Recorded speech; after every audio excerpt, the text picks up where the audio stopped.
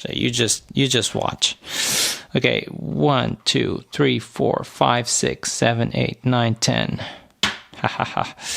1, 2, 3. Hello friends, thank you so much for checking out this review. Today I'm taking a look at the Legacy Standard Bible, New Testament with Psalms and Proverbs in blue faux leather, and have to say that I'm pretty impressed with this little tiny Bible. I really love it. You have different options available, of course. I just saw the blue and I really love blue Bibles. And this was at such an amazing price. I mean, the price is around $30, but they had a $10 discount, so I bought it for around $20. And actually, the people there at 316publishing.com, they were so nice because I didn't see the $10 discount or coupon or code, whatever. And I emailed them, and the Bible was already on its way, and they still gave me the $10. So they're pretty nice, awesome. So check them out, 316 Publishing.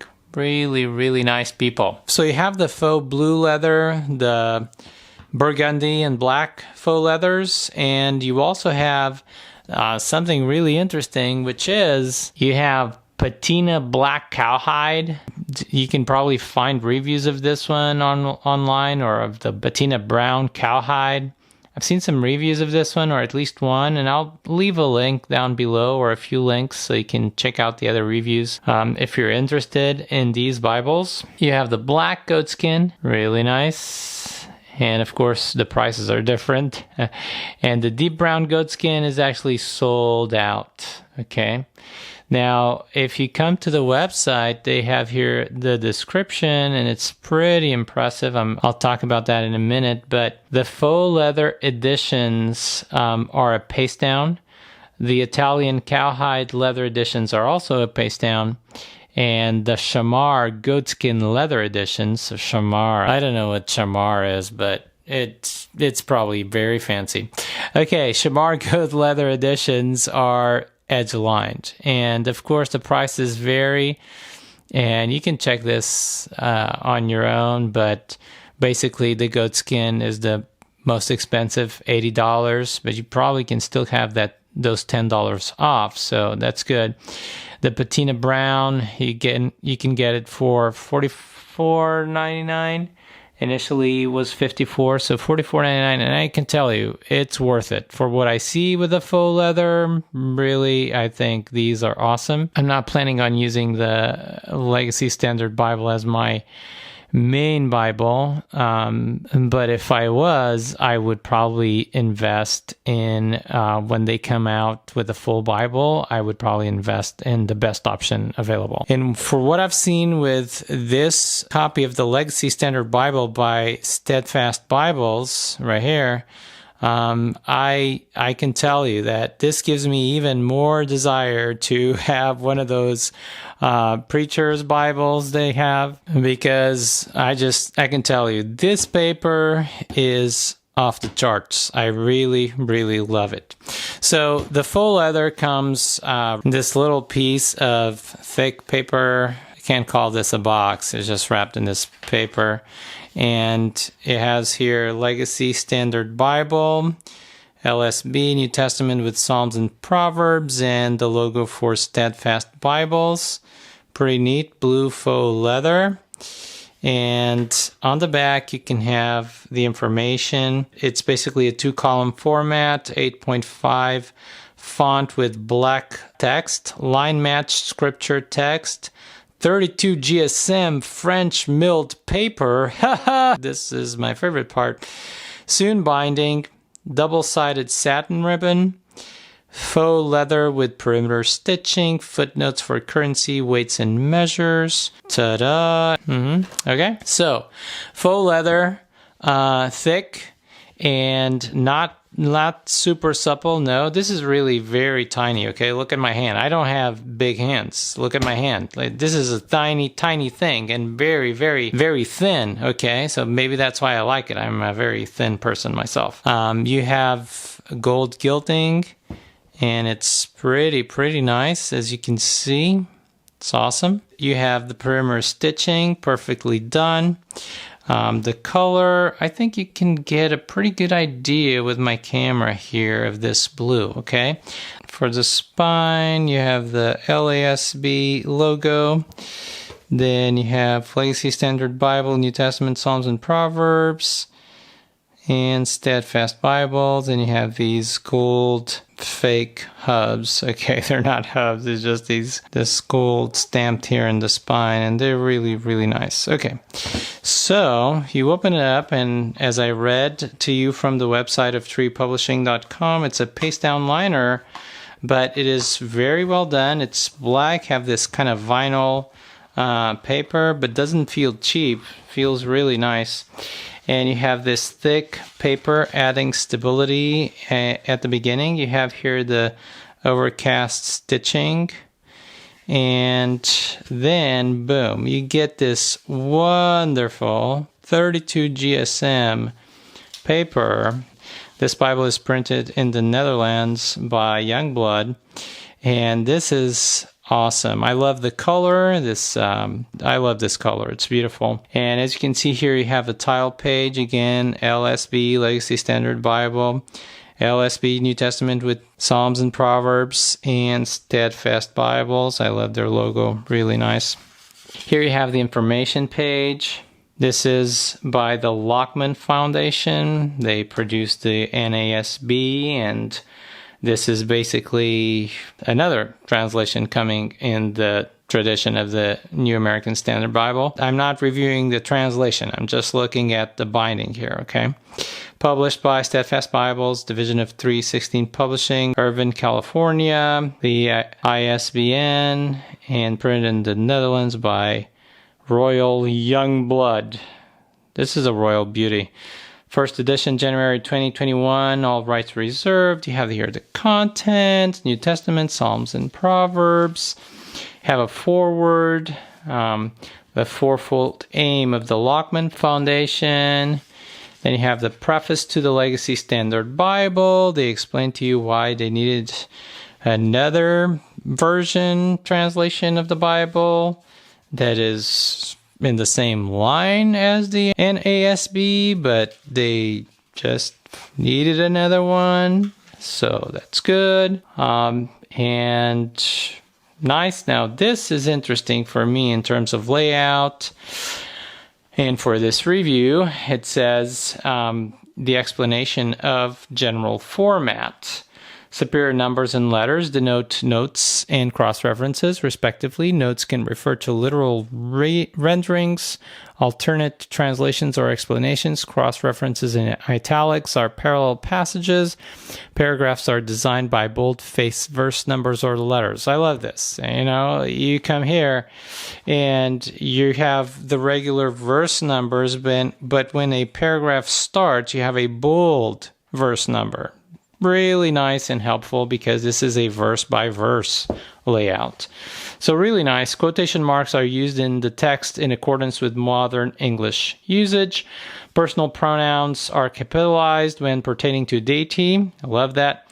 While descriptions about God are not capitalized, those which are used indisputably as direct titles for God are. Italics are used in the text to indicate words which are not found in the original Hebrew, Aramaic, or Greek, but implied by it. Italics are used in the footnotes to signify alternate readings for the text. Roman text in the footnote, alternate readings, is the same as italics in the Bible text. Small caps in the New Testament are used in the text to indicate Old Testament quotations or obvious references to Old Testament texts. Love this. It's very easy to identify when you have a quote from the Old Testament. Let me show you here. For instance, here, Luke chapter 20, for David himself, verse 42, for David himself says in the book of Psalms, the Lord said to my Lord, sit at my right hand until I put your enemies as a footstool for your feet. Really nice, I love it. So let's get back there to that explanation of the general format. And asterisks are used to mark present tense verbs in Greek, which have been translated with an English past tense in order to conform to modern usage. Okay, that's an option of the translators. Okay, and you have abbreviations and special markings. Ta-da! And then you have a blank sheet of paper and the New Testament title page. And boom, Matthew, black letter, verse by verse. I love this. 8.5 font, but very readable because there's a lot of space between the lines. I just love this layout. I love this format. I just love it. Bold verse numbers for the beginning of the paragraph. The small caps with the quotations from the Old Testament. This is just awesome. I just love it. Very, very good. I just wish that Steadfast Bibles, if you're out there, if you're listening, Steadfast Bibles, please think about, I know it's probably going to cost you money and effort, but think about doing a New King James Preacher's Bible, okay? You would make me so happy. It would be heaven for me. All right, so, well, not heaven, but it would really get me closer to heaven. Okay, so, because if you use this paper, it's just amazing. You have one double satin ribbon in blue to match the cover of my faux leather here. I just love it. Beautiful. And so after the end of the Old Testament, after Revelation, you have a title page for Psalms and Proverbs. And boom, there you go. You have an example of a note. Chada. Okay. They use Yahweh for the name of God in the Old Testament. That was one choice of the translators. You have this poetic setting for the Psalms and Proverbs, and also for quotations in the New Testament. When you have poetry being quoted, you also have the poetic setting. Look, see? You have this poetic setting here that is different from the prose of the regular text when you have a quotation of the Old Testament that is poetry. This is from Psalms. Okay, so you come to the end of Psalms, and then you have Proverbs, also in poetic format. Beautiful, beautiful, really nice. A joy to read from, and a joy to handle. This paper is so smooth. It just feels so high quality. I love this paper. I'm going to test it out for you guys. Don't worry. You'll see me doing crazy stuff here today. Table of monetary units. And then you have a table of weights and measurements. And you have 1, 2, 3, 4, 5, 6. 6 pages in that beautiful 32 GSM paper. And then you have thick paper here in the back. Few sheets, and then that's it. I'm going to mark in this Bible. I want to test out the paper, and to do that, I'm just going to set my camera here. You're actually going to watch me do this atrocity. Let's go to Psalm 143, verse 10. Okay, so first thing we're going to try out is color pencils, my karandash. I'm going to highlight the verse number in yellow. I'm going to highlight the verse in green. Ta-da. Okay. Now let me show you. Perfect. Love it. Okay. Yeah? I mean, you can feel that I did something here on the back, but the paper is not ruined or anything. It just has a little mark, but it's really resistant for what I see. Okay, let's go and do something else. Let's actually use my Sharpie art pen and give it a little bit more color and underline on top of the color pencil. Yeah, pretty good. Ta-da! This is how it looks. And now I'm gonna do something else. I'm gonna mark here in the margins with my Micron 01 with my 2 pens here, 2 different colors. Okay, all right. Let's see, how does it look? Pretty good. Now here's how it looks after I underlined and I made some annotations on the margin, and I'm going to show you the back. That looks like this. Pretty good. I mean, you can see that there's something there, but the paper is solid.